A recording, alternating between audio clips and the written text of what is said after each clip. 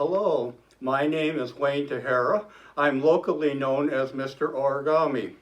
I'm a retired teacher. My purpose or my community service is providing free origami materials and instruction to both groups and individuals. In this series, we hope to introduce you to 3 ideas. 1, OA3, origami anywhere, anytime, out of anything. 2, origami is really easy to do as long as you take simple steps at a time. And 3, origami is very useful and practical. And in this series, we hope to emphasize the use of origami as well as just making the models.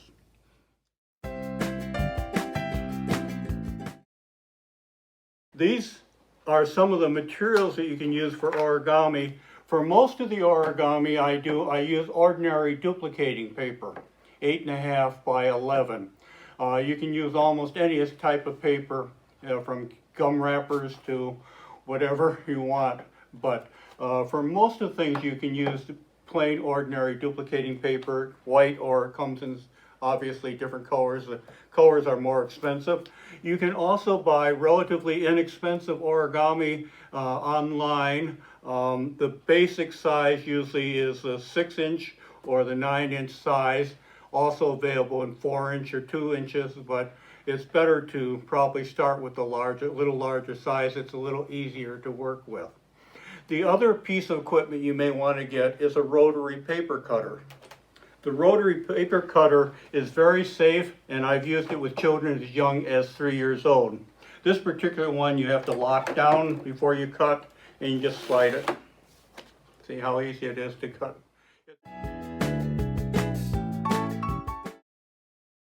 We're going to start by showing you some basic folding techniques. I want to make one thing, a very important point though, is that there is no right way to fold. Each person is going to fold a different way or whatever way is more comfortable to you. I will show you a standard folding technique which when you're beginning, if you follow it, will help you make easier for you and make it more successful for you. Okay? The basic folding technique is to bring, and I'm going to do it with 2 types of paper, square and the rectangular. I'm going to start with the rectangular sheet, is to take the sides that you are fold opposite, the edge that you want to fold, bring them together, hold them firmly, slide your finger out to the middle of it, and then slide each way. Okay? Doing it the other way, again, I'm going to bring the edges that I want to fold together, line them up, hold them firmly, slide my hand out to the middle, and then fold it both ways. Same is true for a square sheet of paper. I'm going to bring the edges I want to bring together, hold it, slide it out the middle, and then slide it both ways. Again, bring the edges together, slide my hand out, fold it both ways.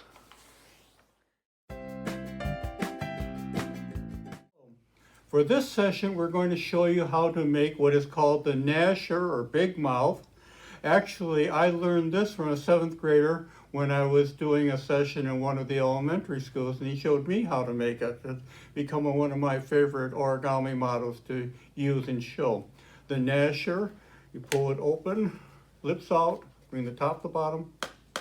I also call it the singing bird, jingle bells, jingle bells. It also is a great tool for using with finger food because you can keep your fingers clean. Okay? Okay. This is made with a rectangular sheet of paper. A regular 8.5 by 11 sheet of paper works very well. Magazine covers work well too because they're a little heavier, stiffer. It makes a nice, I don't know if you can hear this, but makes a clacking sound. With a stiffer paper, it makes a louder clack. It also holds up better if you're eating finger food. Okay? Using a regular sheet of paper, I'm going to take it and fold it in a hamburger bun. That's the short way. If I fold it the other way, it would be like a hot dog bun long. Okay, slide my hand here, open it up. Then I'm going to take the short end again and fold it to that middle fold, both sides.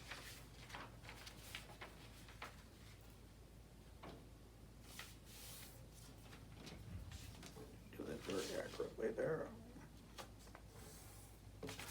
Fold it in half like a hot dog bun. If you look at the end here, what letter do you see? W, right? That's important. You know why? Because my name's Wayne. No, because it only works that way, okay? Because it'll work that way. Okay, as a W, I open to one of the creases and I take one of the sides and I fold it to that crease in the middle there. And then I take the other side and I fold it down the other side. You see, I made like an airplane point. I do the same thing to the opposite side, or opposite end.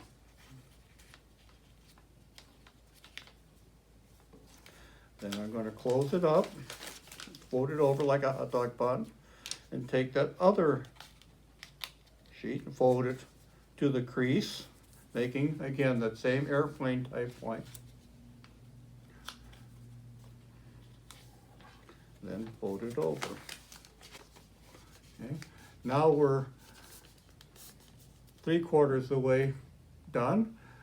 The only thing we need to do now is to make it so it'll flap or move.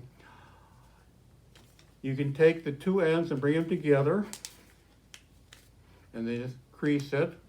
That shows you where the middle is. But you don't have to do the middle. It doesn't have to be in the middle if you don't want to. Okay, after you have found the middle of the large side, and again, the important thing is the big side. See the short side, big side. Make sure you're cutting on the big side. We're going to cut through on the big side about an inch, inch and a half. You can actually do it all the way to the middle of the mark and it still will work. Okay, but you don't have to cut that much. You only need to cut about half of that. So I'm going to cut that. And by the way, when you're using scissors, don't use the tip. Get it as far back as you can on the scissors to cut it. It makes it much more easy cut and also much more accurate, and you're a lot less likely to cut yourself by doing it that way. Okay? Now I have created 4 different flaps here. Okay? I'm going to fold each of the flaps separately from where the cut mark ends to the tip. Now the hard part here is this tip. So the suggestion is to get that tip folded first and then fold back to the cut there. Again, I'm going to do the same thing on the other side here. Fold that back. I'm going to get that tip first. Fold that back, back.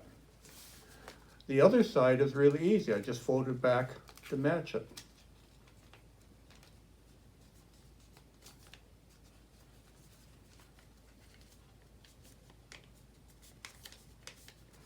Go. Okay. Well, it's flat like this here. If you want to add eyes or teeth, do that. Okay. Okay, very good. Oh, okay, sorry. Also, this model will convert into a flared lizard. A 3rd grader showed me this. You take the outer flaps here and pull them out, and then bring it together, and now you have a flared lizard. Thank you. I hope that you will find this both enjoyable and helpful.